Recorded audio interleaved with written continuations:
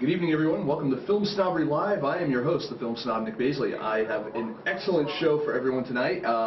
I'm really excited because the person we're having on tonight for the show, I'm a big fan of his work on the last film that he directed, CHIAROSCURO, Baby. It's actually, if you guys want to read the review, you can, don't read it right now. I want you to watch the show, but what I want you to do is, after the show, go ahead over to FilmSnobbery.com and check out that review. You can just kind of search for it and all that kind of stuff. It's good stuff.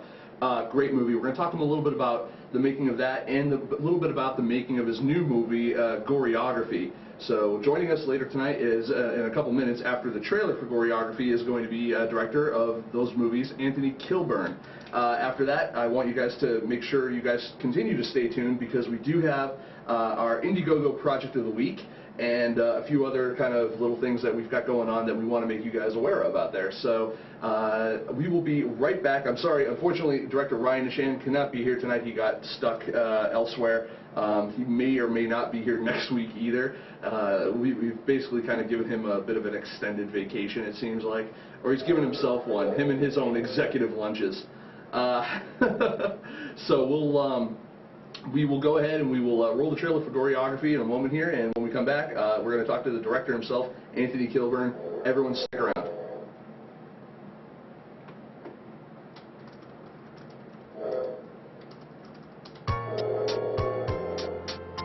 Since I come from a background of dance, I think in beats of 8.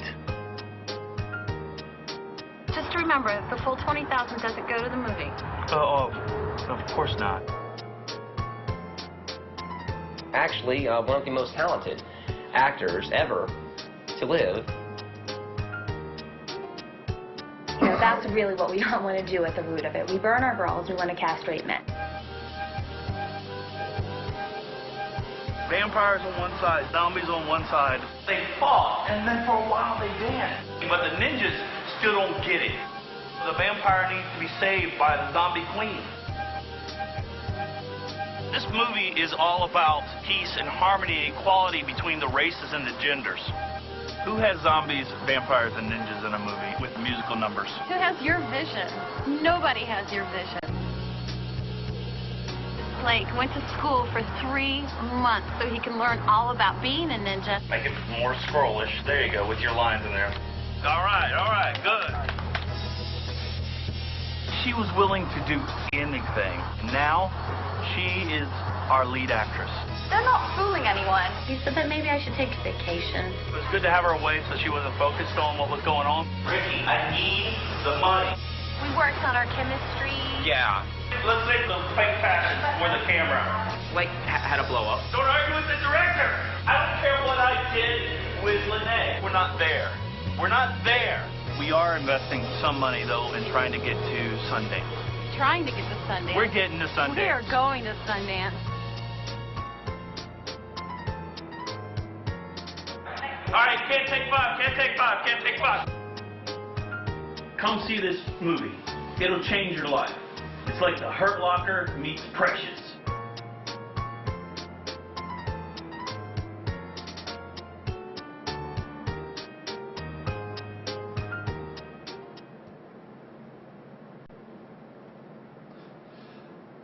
All right, everyone. Direct from the train yard, apparently, director Anthony Kilburn. Hey, Anthony, how are you tonight? I'm doing well. You can hear the train. That's good. That has an ambiance. Yeah, exactly. That's what it was. That was the little extra punch during the trailer. So thank you for coming. I'm showing it the right part. You know, I want to thank you for coming on the show. I'm actually, we've spoken. We spoke actually last night for the first time on the phone, and I am definitely a fan of your work. CHIAROSCURO, Baby is one of my favorite movies of the year so far from an indie perspective. And in GORE-E-OGRAPHY looks really funny. So tell us a little bit. First of all, how the hell did you even get into filmmaking in the first place?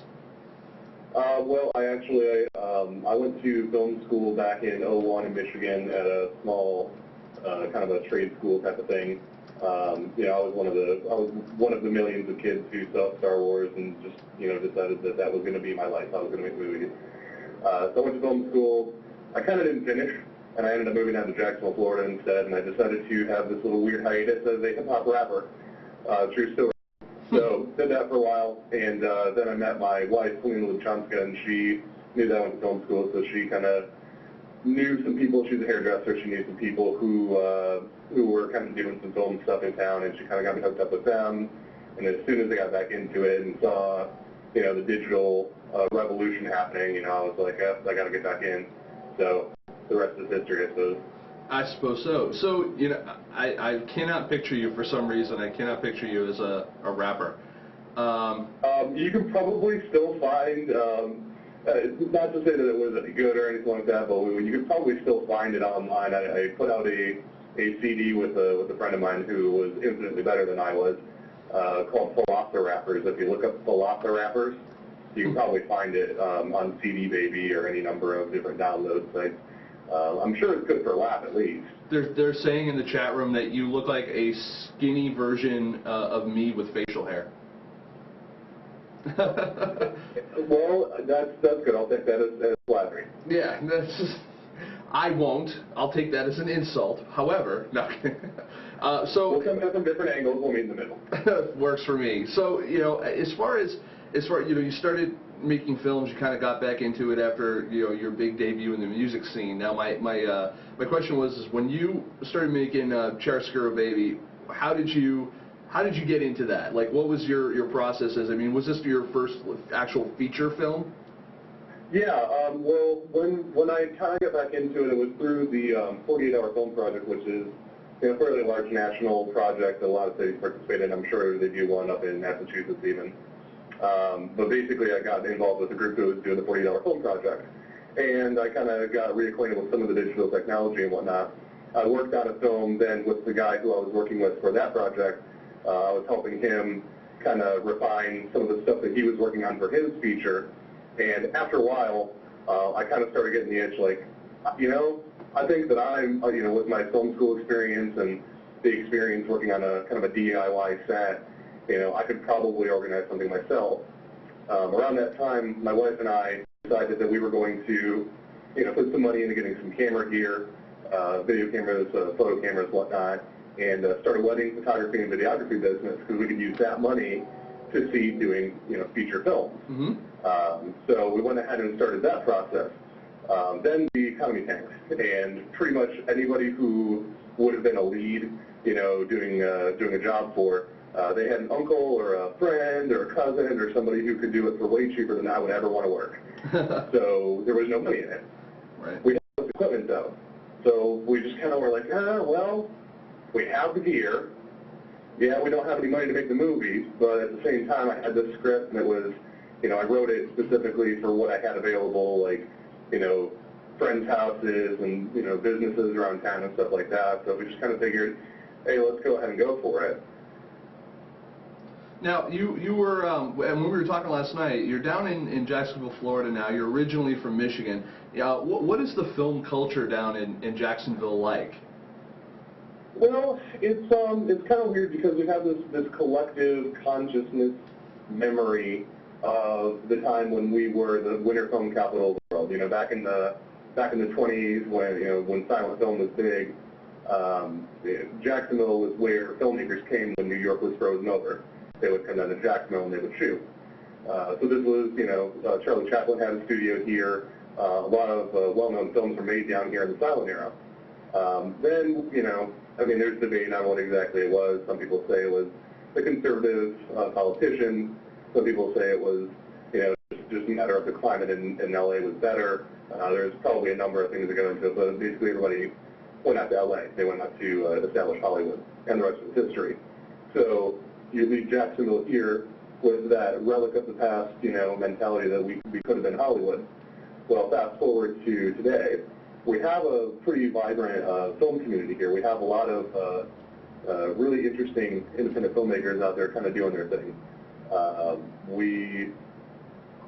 would like it to be tighter knit, but, that's just me coming from I'm a starving artist, I want friends standpoint. Mm-hmm. But, we've got a lot of people down here doing a lot of projects, putting out features and whatnot. It seemed, and maybe this is just because I wasn't tuned into the scene at the time, but it seemed as soon as we wrapped Chiaroscuro Baby, there were like 3 or 4 feature film productions that just just happened to be starting at that time. So I wouldn't be as arrogant as to think that we inspired anybody to do it, but it just so happened that around that time, just a lot of stuff started, kick-starting. And, to this day, there's a lot of productions that are continually launching, whether they're features or well-produced shorts or whatever. So there's a lot of people here, there's a lot of talent. For me, it's a good town to be in, as opposed to maybe in New York or in LA, just because you go to New York or LA, you've got such a flood of people, sure, you got a lot of talent, but you have to sift through a lot of, people who, maybe it's not the right dream for them. Mm-hmm. Here in Jacksonville, we don't have that kind of inundation of people working on stuff, but the people who do are doing it for the right reason. Okay. They're not doing it to, strike it rich. They're doing it because they love it. And, maybe they will strike it rich, who knows? Now, but, when you were going ahead and you were going to start casting for CHIAROSCURO Baby, did you kind of go the more traditional route of were you doing callbacks and were you going out and posting at different venues and stuff like that for actors or actresses? I mean, or was it basically like I have a friend of a friend type of deal? How did you get everyone together? Well, when we started, we really didn't know anybody in the film scene, so we kind of had to do it from a really over-professional standpoint. We had to, we did a structured audition. We didn't do it Hollywood style, I wouldn't say. I'd say it was probably a little bit more like a theater style audition. We'd have people come in and do their line readings, do it a few different ways. We'd give everybody their fair shake and whatnot. We'd call a few people back. We had people read with each other and whatnot. We did 2 weekends of auditions, and we cast the entire film based off of those auditions alone. We didn't offer parts to people that we didn't read. So it kind of built our network in a way, because we didn't know any of these people beforehand, but we know all these people now. And when we do projects going forward, even though we might do auditions, we have a core group of people who we know what their talent level is, we know what their commitment level is. So even if we do make them audition just to see how they fit in a role, we know what we're getting. And that makes sense. And you really did find a great bunch of talent for CHIAROSCURO. And it's interesting. You went ahead. You shot this movie. You shot it in black and white, or actually, the question is, did you shoot it in black and white, or did you put it in black and white in post? No, we did shoot it in black and white. Okay. All right. I come from the school of thought that if you have to do it in post production, if you're not committed enough to do it while you're filming, then it's not the proper choice to make. So we decided, if it's going to be black and white, we got to shoot it in black and white. We got to know exactly what we're filming as we're filming. So. Okay, fair enough. And I was walking through this film and I saw a lot of different influences. We were talking a little bit about it last night. Was there anything specifically from the director's standpoint that you were trying to aesthetically get, or anything that you were trying to emulate when you were shooting the movie or you were editing it? Yeah, absolutely. I mean, when I wrote the script, first off, it was very different from what, in my mind anyway, with the way I wrote it, from what it turned out to be.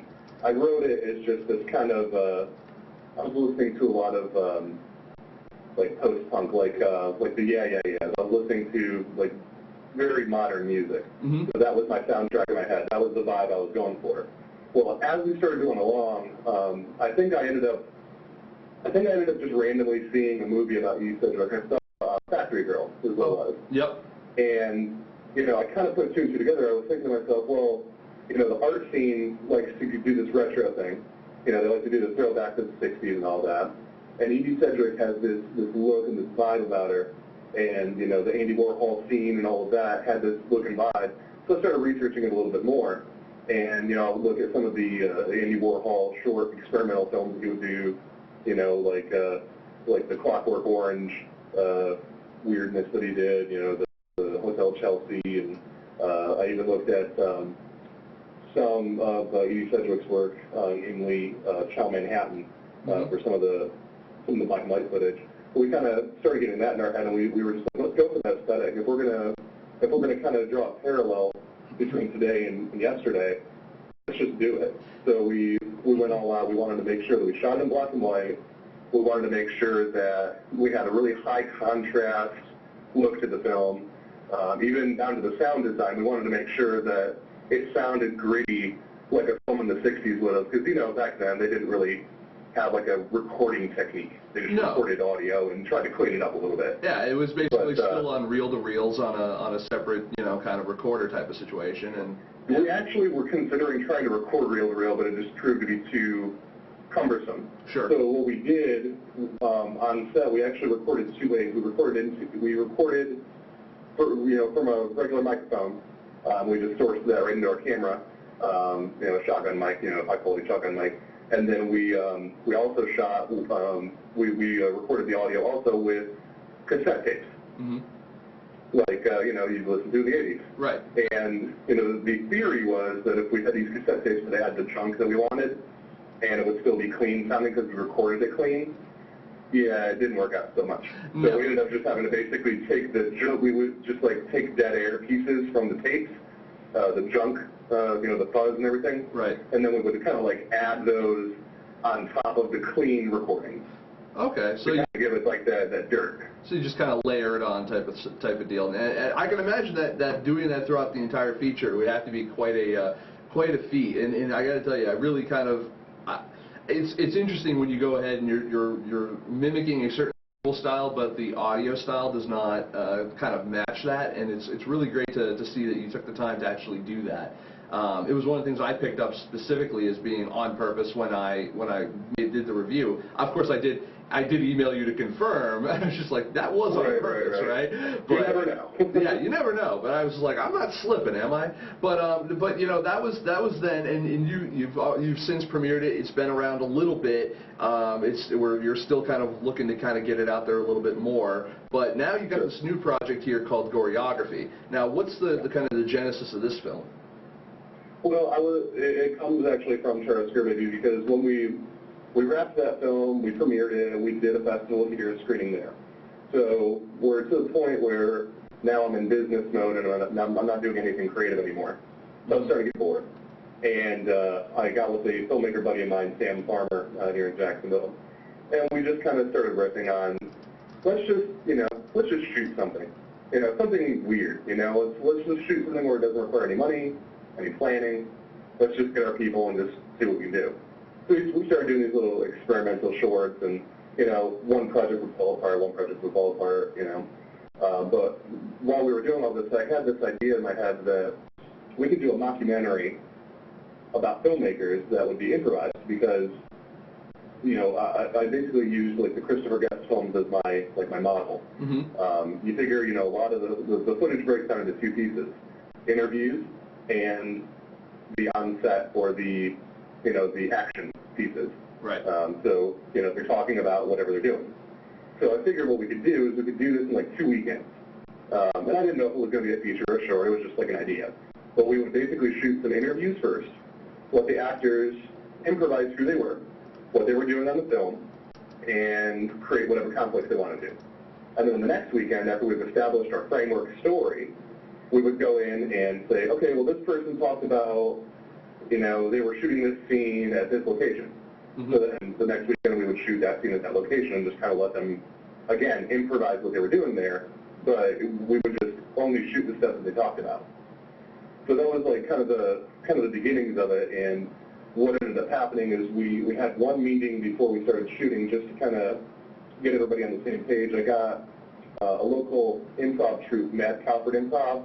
They're kind of like Jacksonville's second city, but better, because they actually only improv. They don't do like sketches, but they're amazing. And I got a bunch of them involved. But even they were kind of hesitant because, you know, who does an improvised film? Like even Christopher Guest outlines the stories. Right. You know, they improvise the dialogue, you know, but they don't improvise the entirety of the story. So people were looking at me like I was crazy. And I probably was. You're a little crazy. I've talked to you now for a couple of hours, and I'd say you're this side of the loony bin, but that's okay. I think that there's... That's what you're supposed to be for making movies, right? A little bit. You got to be creative. I think we just label it, instead of insane, we label it creative. Yeah, exactly. I'm creative. You're creative. Okay. So basically, I got these guys involved, and everybody was a little bit hesitant because they weren't really sure, you know, if there was no structure. And so we kind of all agreed, okay, we can pick out a genre of film that we're going to make. And, you know, just to cover this, too, the reason we did filmmaking is because it was something that nobody would have to train on. You know, if we did a mockumentary about like people building houses, I mean, unless everybody knew how to build houses, we wouldn't be able to pull it off. Mm-hmm. You know what I'm saying? So if we did a film about people making a movie, at the very least, everybody who we worked with had some experience working on a movie, whether it was a good movie or a bad movie or a lot of experience or a little bit. You know, we all had a reference. So we decided that we were going to do a horror film, just because it seems like every fledgling filmmaker with a flip camera makes a horror film first. Right. Because I guess they're low budget, whatever. So we figured we'd poke fun at the first-time horror film director and the first-time horror filmmakers. And, you know, a couple people were kind of like, maybe we should decide who is going to be the director and who's going to be the actor and who's going to be the camera person. I was like, no, I think we can do it through improv. And everybody reluctantly let me have that. So we got on set, and basically we just start filming. And, you know, we improvised all the characters, we improvised all the storylines. My role was pretty much just to guide the film in a certain direction, you know. Now, so after if they started getting off track, I'd point it where it needed to go. Well, after like the first shots, basically, I mean, isn't everyone pretty much just they're locked into their role, because anything after that is going to frick with continuity, isn't that right? Well, I mean, we tried to manage our continuity as best we could, but I mean, you figure if you're making up the character as you go, you're kind of keeping track of your own continuity. So I mean, you're never really going to go too far outside of what your character is, because the whole point of improv, and the guys who are like career improvers like Bill Welch and Rachel Weichel, who worked on the film, will tell you, the point of improv is to create an honest character. And if you're creating an honest character, you're never going to stray outside of where you need to be. You know, occasionally they would, you know, come up with a storyline that might just kind of like conflict a little bit with something that was already established, or might make it a little bit too wacky. So occasionally I guided it, you know, away from that or into something else or whatever. And on top of that, I could always edit it out. Right. You know, later on. So that was one plus that I did have. But pretty much the only thing that we wrote for the entire thing, after the first weekend, just to give a little structure to the movie that these people were making, which is called Death Harmony, I wrote about 5 or 6 pages of the script for Death Harmony and a couple of songs, so that they would have continuity within the movie. So the movie within the movie. Right. The guy behind the guy. Just keep on saying within the movie and just trail off. So what was the the timeline as far as like getting GORE-E-OGRAPHY started and then getting it to where it is now, and where then after that, where can we actually see GORE-E-OGRAPHY? Okay. Well, GORE-E-OGRAPHY, we shot it in early April, I want to say. Yeah, I think it was actually the first and third weekends in April. And we shot those 2 days. After we shot those and I kind of cut everything together, it took me maybe on and off like a month to cut everything together, just to kind of get a story going. And we decided that we wanted to shoot one more little additional scene, but it really wasn't improvised so much as it was just kind of like, here's what happened to the characters after the movie. So we shot that additional scene, and then we, to break up the interview footage, just because you're watching people talk, we basically did a bunch of still photographs with a ton more people that we knew in town, who, you know, basically it would just be, hey, you know, this play that I did when I was 15, blah, blah, blah, so we, you know, have a photo of when that person was 15. Gotcha. So we shot the stills for probably about 2 months.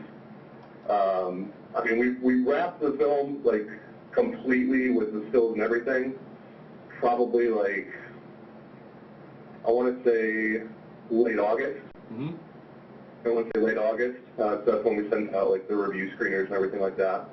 And then, you know, we basically, since we wrapped the actual shooting, like, even while we were doing the stills, we were planning the premiere, which is actually next Thursday, the 20th of October, at the Florida Theater here in Jacksonville. We do these big, you know, red carpet, you know, black tie extravaganzas and whatnot, you know. So they're real fun, you know, we get to come out and do glamorous and whatnot, have our little Hollywood here in Jacksonville. And then what we're going to be doing is releasing the film also on DVD. So the DVDs will be available at the premiere, and then they should be available on the website either the same day or the next day. Yeah, and that website is www.kilakazi.com, which is your website for your production company, and from there you can get to the various other films that, sites that you put out, right? Yeah, or if you want to just go to direct to find out information about GORE-E-OGRAPHY, you just go to GORE-EOGRAPHY.com. GORE-E-OGRAPHY. Yeah, GORE-E-OGRAPHY.Ography. I'm actually writing it down too, just to make sure everyone else on the audience here writes it down as well, because I know I'll spell that wrong. So. Well, the thing is, like, if you know anything about horror films, GORE-EOGRAPHY is a word that people will use to describe, like, for lack of better words, torture porn. Gotcha. Or like the movies like Saw, they'll call that GORE-EOGRAPhy. But we didn't want people to think that it was actually a movie like that, because it's not at all. It's a comedy. Speaking of porn, so we decided to make it silly by adding the dashes in there. Speaking of porn, and going back for a second to CHIAROSCURO, baby. Now that's a movie that has nice transition. Nice transition, right? Speaking of that, going back to that flick, that flick does have, and much in the vein of the era in which it is modeled after, has a lot of nudity and sex and stuff like that in it. My question is first of all, I guess, were your actors and actresses comfortable being, let's call it, vulnerable in those particular scenes, and did you find it at all awkward to film? I mean, how do you, what was your kind of approach to filming kind of the copious amounts of nudity that is actually in CHIAROSCURO, baby, which is another great reason to buy it, by the way. There's, amongst others. Amongst others. Yeah, but if nudity's your thing yet. It's there. Yeah. There's also an order to get it. Well, basically my whole approach was, I'm an artist, mm-hmm. and, the actors are artists. So my first thing was I had to make sure that I was able to communicate to the people that were performing in the film that I understood, that we were both in it for the same reason. Mm-hmm. So the first thing I did, just to be respectful, is I made sure I made it a requirement that everybody read the script entirely from front to back before they even accepted a role. Mm-hmm. Because we did have a couple of situations where we thought we found the right actor or actress. They wouldn't read the entire thing, and they'd say yes, and we'd be like, never mind. Because if you don't know what you're getting into, then I don't know that it would have been a good working relationship. You know what I mean? Right. So I first of all made sure that everybody read it all the way through, and once that happened, basically we contracted out what we were going to be doing. We discussed it with every one of the actors, and we rehearsed everything, not excessively, but we rehearsed everything to the point where we felt okay doing it. I made sure to let everybody know that they could trust me as a director. Of course, it was awkward as hell, right? Because you can't be in a room with 4 naked people who are pretending to have sex and not feel a little weird. Sure. So, of course it was weird. But, at the very same time, I had a job to do. I was behind the camera. I had to make sure that I captured the images I needed to capture. I had to make sure that the actors knew that, like, the camera angles I was using and the depth of field and, all the tools that I was using wasn't going to compromise them. They were willing to be vulnerable for me so long as I didn't present them in an unfair way. Sure. And when it came down to it, I didn't have anybody who had any problems with the actual film itself, the performances in the film or the nudity being in the film. Mm-hmm. It was basically established from day one, and everybody worked through it. Good. No, and I wanted to say to everyone, like, again, the nudity, yeah, definitely a perk, but the story of CHIAROSCURO, baby, the cinematography overall, the music, and I really did like the music in that movie too, and the sound design. I mean, all kind of really come together. And I got to tell you, again, makes probably one of the easily in the top 10 best movies I've watched in the past year. So I would. I definitely have to kind of give it up to Anthony here, and I got to make sure I tell all of you out there, go over to kilakazi.com, check out CHIAROSCURO, baby, there, and also make sure if GORE-E-OGRAPHY is if the sense of humor kind of permeates that I think that Anthony has, I think GORE-E-OGRAPHY is going to be a really kind of like you said, in that David Guest manner type of film. I'm looking forward to checking that out too. I actually have the screener here. I was supposed to watch it before the show. I haven't had time because now I'm just catching up from being away. It's taken me all week to catch up. Fair enough. Yeah, but Anthony, I want to thank you for being on the show. What else do you got going on? What else do you got? Do you have what's the next project? Well, I kind of have a really weird idea on the wings. I don't know how much I want to put out there, but I want to do a really weird throwback film for. This is going to sound so arrogant, but I want to do a film for me. Sure. Yeah, as filmmakers, a lot of times we make films for audiences, or at least with audiences in mind. I don't really want to be self-indulgent, not to the point where I torture anybody, or maybe to the point that I do. But I want to make a really weird film that's a little bit on the self-indulgent side for me. So you probably won't like it, but I'm going to do it anyway. And you know what? Just because you can. And you know, well, and I also can not make money too.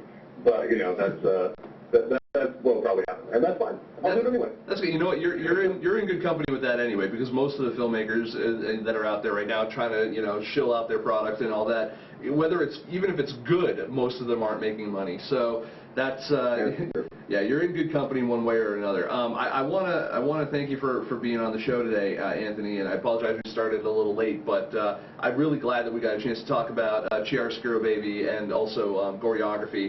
I wanted to contact you since I saw that movie, and now I'm glad we finally got a chance to kind of connect on the show.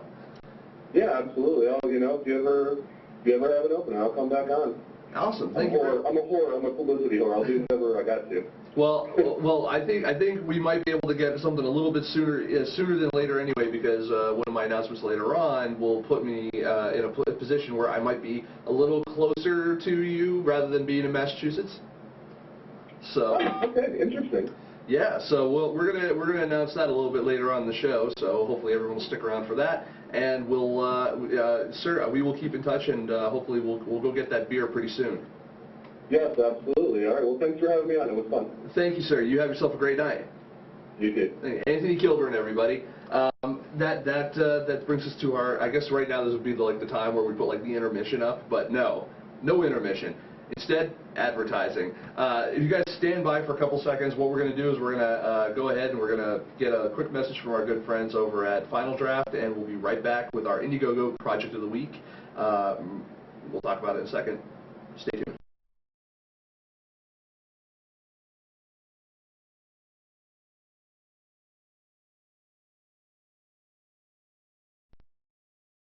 Final Draft version 8 is the industry standard for screenwriting software. With ease of use and time-saving features like Final Draft's Scene View, Index Cards, and Scene Properties Inspector, you can see why Final Draft users include Academy Award winners like Oliver Stone, Tom Hanks, J.J. Abrams, and James Cameron.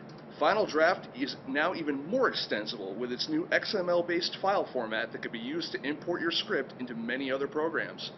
Check out Final Draft 8 now for free over at www.finaldraft.com.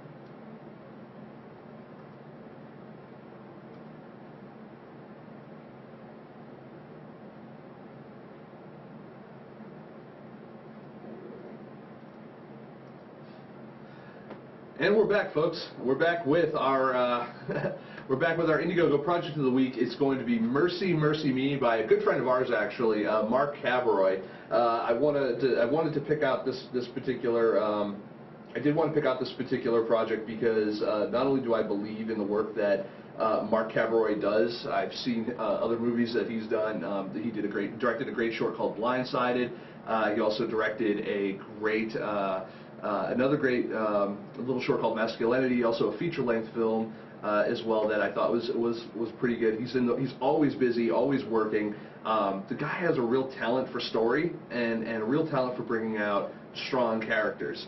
So when I saw that Mercy Mercy Me was on Indiegogo, I was really compelled to, especially because they're only looking for $3,000.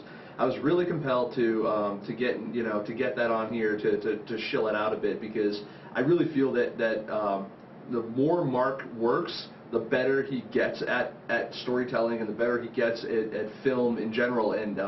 And I love everything that he does. He's a really nice guy, like a real, give you an opportunity if you're out and looking for an opportunity, shirt off his back type of guy. He's a New York City resident. I think he lives out in Brooklyn or the Bronx or something like that. Really nice guy.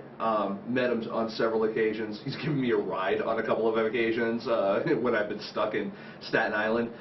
Really nice person, and I just wanted to throw it out there. I'm going to show you guys the pitch video now for Mercy Mercy Me, and hopefully if you guys feel that they're worthy, you go over to indiegogo.com/mercy-me.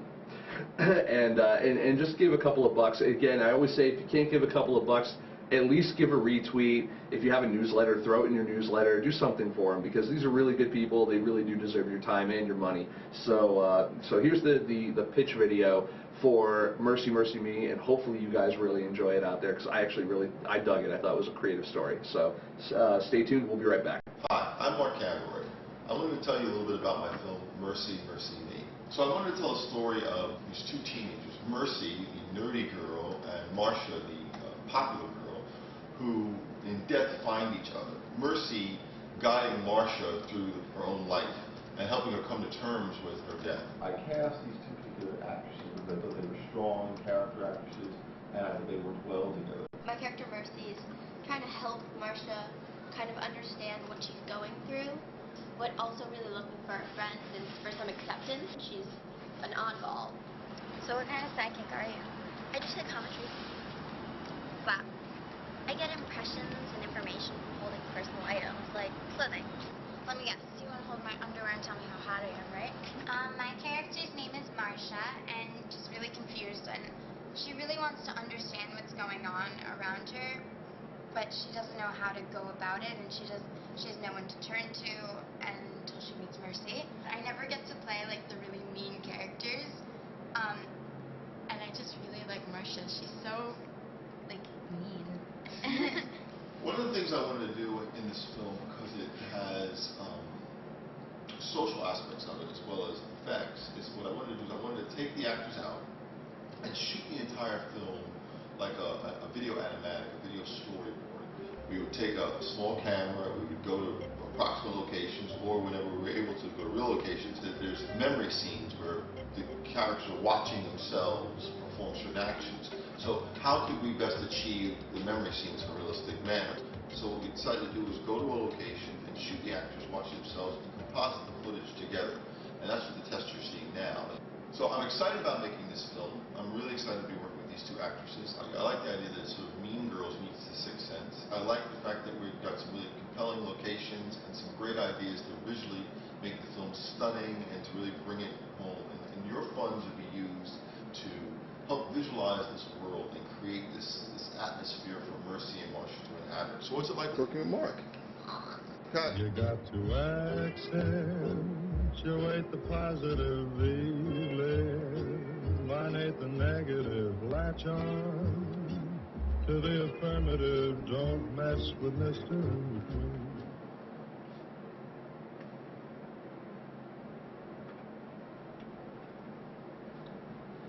Now, come on, you can't tell me that wasn't cute as hell.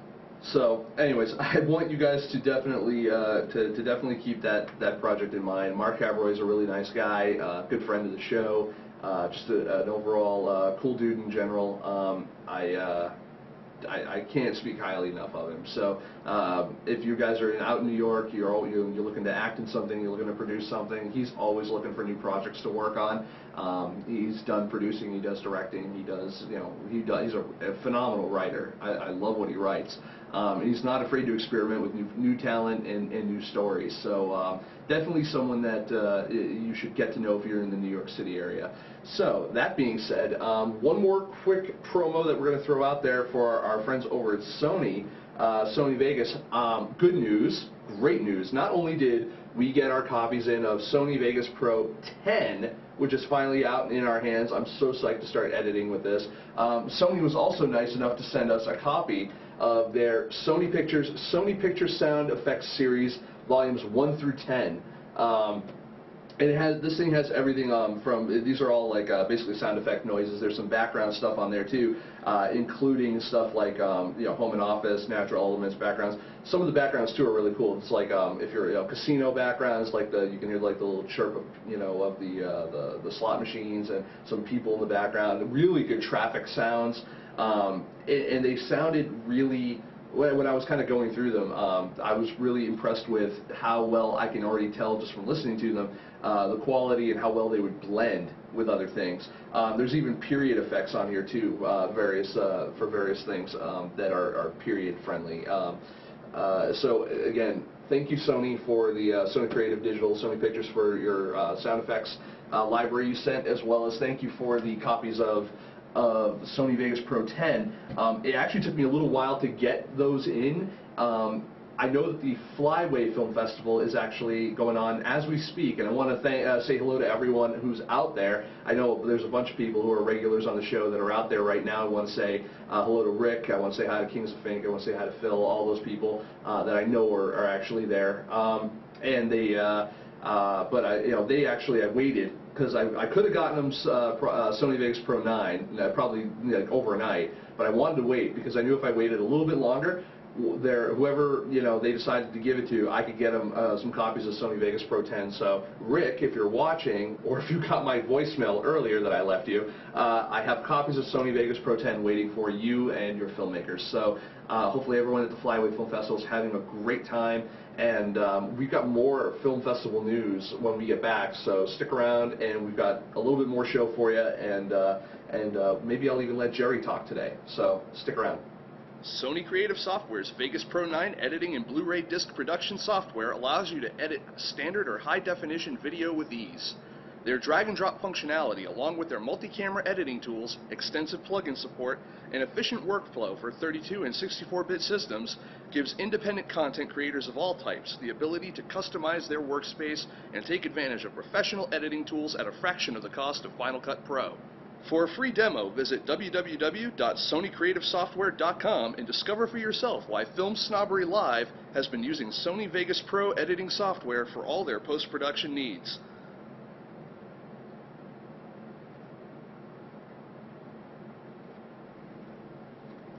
And we're back. So I'm going to go ahead, and I've got a bunch of things that I want to talk about.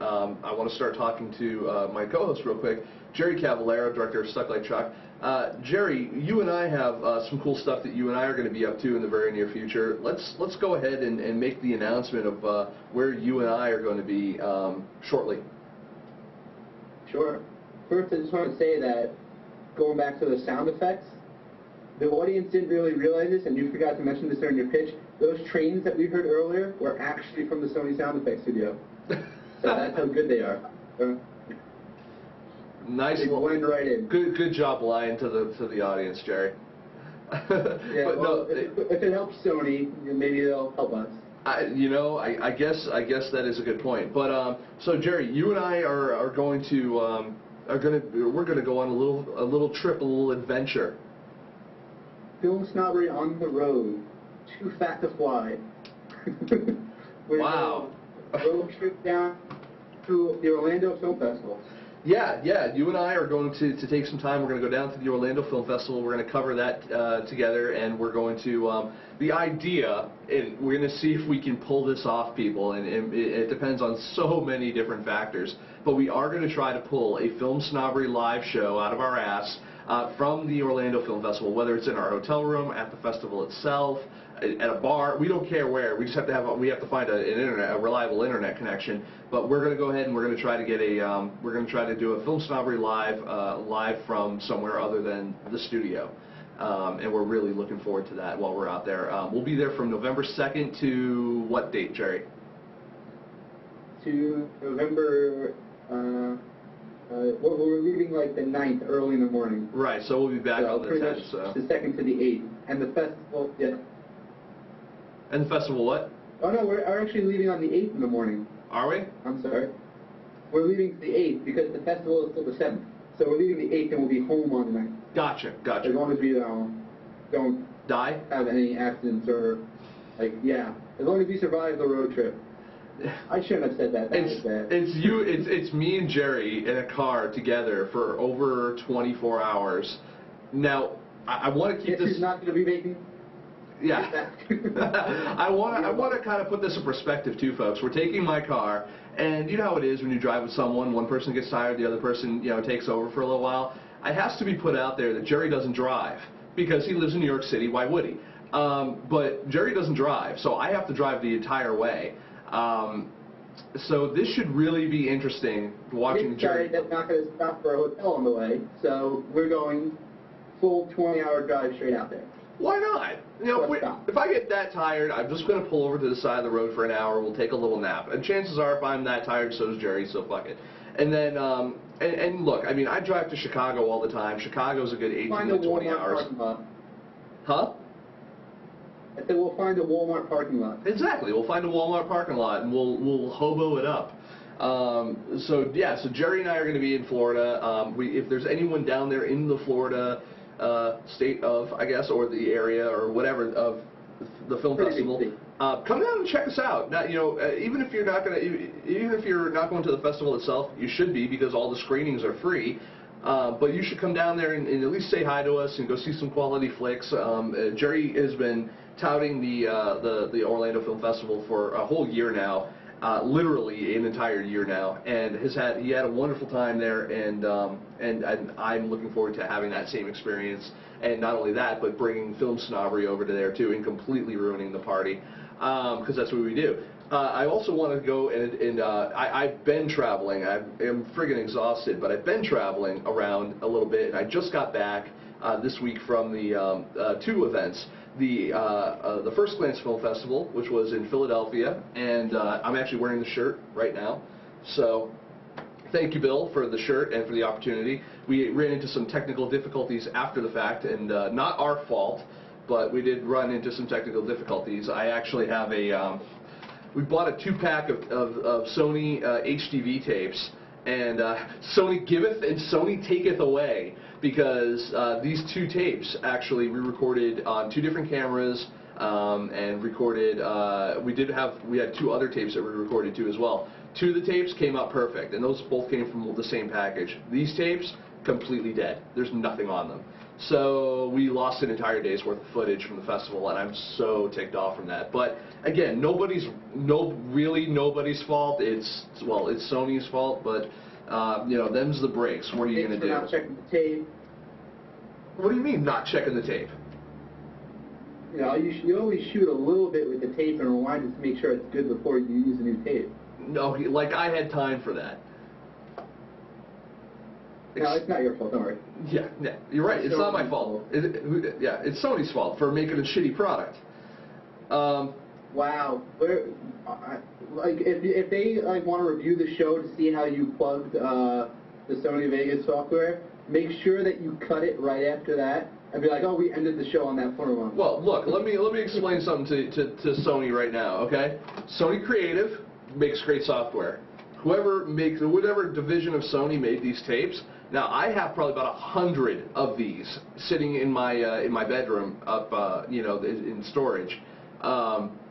That work fine, and these are the only 2. It's literally one package that had an issue. So you know what? At the end of the day, am I pissed off? I'm pissed off I lost the footage, but, you know, 2 out of 100, not really a bad, you know, it's that I really can't say that that's like a horrible sampling, you know what I mean? So, I mean, overall, would I buy these again? Yes, I would. However, you know, I'm definitely pissed off that I lost an entire day's worth of footage, and the fact of the matter is that the footage isn't even mine. It's, you know, I shot it for somebody, and the people who I interviewed and everything that were supposed to be on here, I'm really disappointed that they're not going to see their interview. So that's the part that's disappointing to me. So anyways, that being said, Jerry, so that's the big announcement. We're going to be down in Florida and for a week, and that's in like a week and a half that we'll be down there. So that'll be fun. And then I'm sorry I'm checking my phone during the show because I also reminded myself that I have yet to check into Miso. So if you haven't checked into your Miso app, checked into FilmSnobbery Live on your Android or iPhone, please do so, or go to www.gomiso.com, check into FilmSnobbery Live, and you know, kind of show your support. Other than that, I want to just kind of, again, I want to say thank you to the First Glance Film Festival for having us. I also want to thank the New Hampshire Film Festival for having us, having FilmSnobbery, myself specifically, over. They did a social media panel at that festival. I was included on, and they taped it, so it should be available sometime in the near future. So when that comes up, I'll be sure to post it on the site. And I also even did a little radio spot while I was there, which was kind of cool. Really great, both the festivals I went to, great festivals. Bill at First Glance always runs a good show. He did it in Hollywood, he did it over in Philly, and he's got some more tricks up his sleeve coming. I highly recommend you guys check out the First Glance Film Festival. New Hampshire Film Festival, I gotta tell you, I've not seen a more positive festival from the perspective of the people who were there, who attended. Everyone has a smile on their face. You know, every screening I went to, I tried going to 3 different screenings at 3 different venues. Every venue I went to was packed. Even standing room only was sold out. I could not get in to see anything when I was there. So I went to the panel, and afterwards I was like, oh, I'll go see some movies, you know, because I had some friends that had some movies there. Couldn't even go. That's a great thing, though. That's really great. They're in their 10th year. They had they had a lot of great things going on that festival. They had Adam Sandler did the introduction to the festival, and at their opening ceremonies, and they had a few other people there as well. They had just such a great time. The after party afterwards, I want to say a quick hello and thank you to Brian DeConing and Dan Hannon, director of The Pond.